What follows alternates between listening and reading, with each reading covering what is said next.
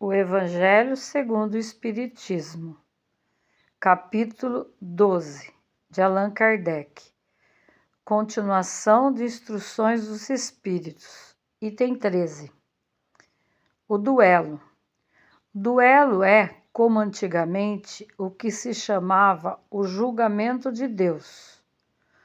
Uma dessas instituições bárbaras que rege ainda a sociedade. Que direis, entretanto, se visseis mergulhar os dois antagonistas na água fervente ou sujeitá-los ao contato de um ferro em brasa para resolver suas querelas e dar razão àquele que suportasse melhor a prova? Chamaríeis esses costumes de insensatos. O duelo é ainda pior que tudo isso.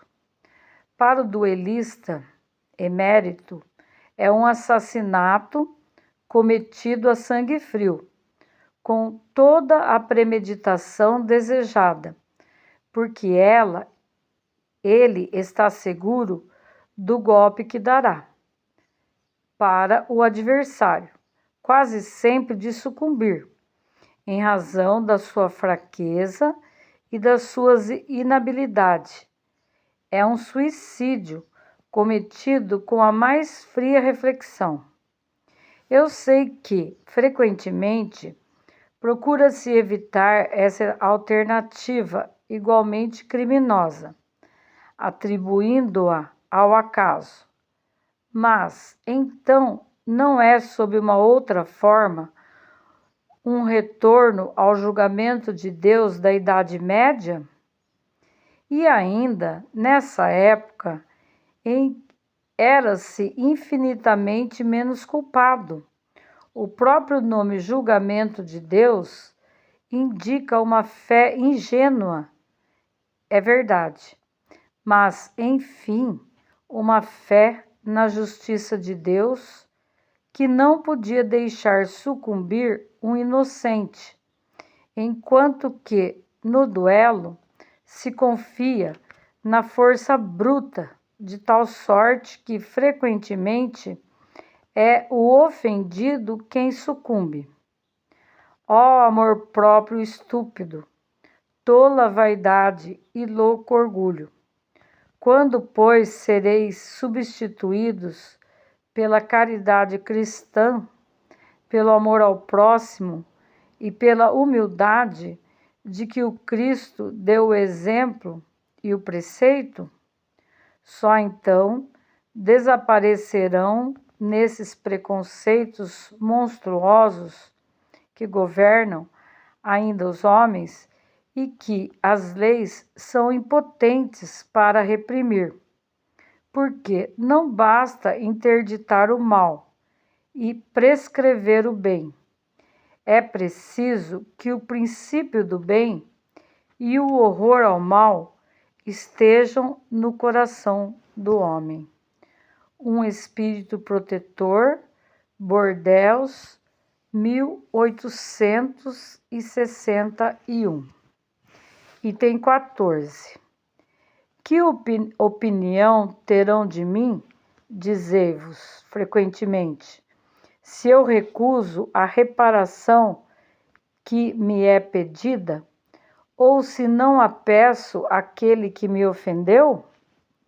Os loucos, como vós, os homens atrasados, vos censurarão, mas aqueles que estão esclarecidos pelo facho do progresso intelectual e moral dirão que agiste de acordo com a verdade, com verdadeira sabedoria.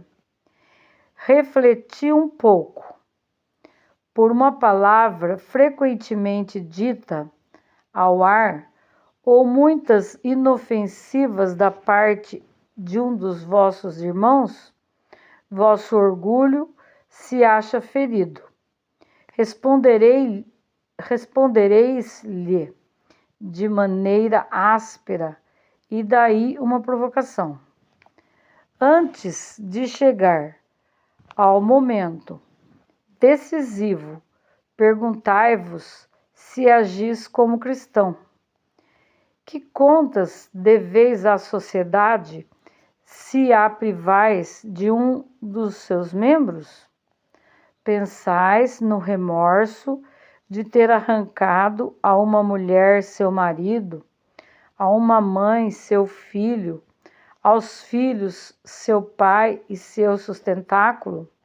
Certamente, aquele que ofendeu deve reparação, mas não é mais honroso para ele dá-la espontaneamente em reconhecendo esses seus erros, do que expor a vida daquele que tem direito de se lamentar?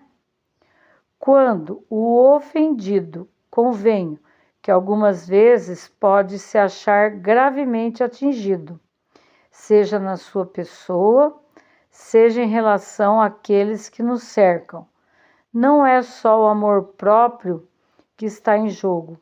O coração está ferido e sofre. Mas, além de ser estúpido jogar a sua vida contra um miserável capaz de uma infâmia, ocorre que, este, estando morto, a afronta qualquer que seja, não existe mais? O sangue derramado não dá mais renome a um fato que, se é falso, deve cair por si mesmo, e que, se é verdadeiro, deve se ocultar no silêncio. Não resta, pois, senão a satisfação da vingança saciada. Aí, triste satisfação. Frequentemente deixa deste esta vida cruciantes remorsos. E se o ofendido que sucumbe, onde está a reparação? Quando a caridade for a regra de conduta dos homens, eles conformarão seus atos e suas palavras a esta máxima: não façais aos outros o que não quiserdes que vos façam. Então, sim, desaparecerão todas as causas de dissensões, e com elas as do duelo e das guerras, que são os duelos de povo a povo. Francisco Xavier, Bordeaux, 1861.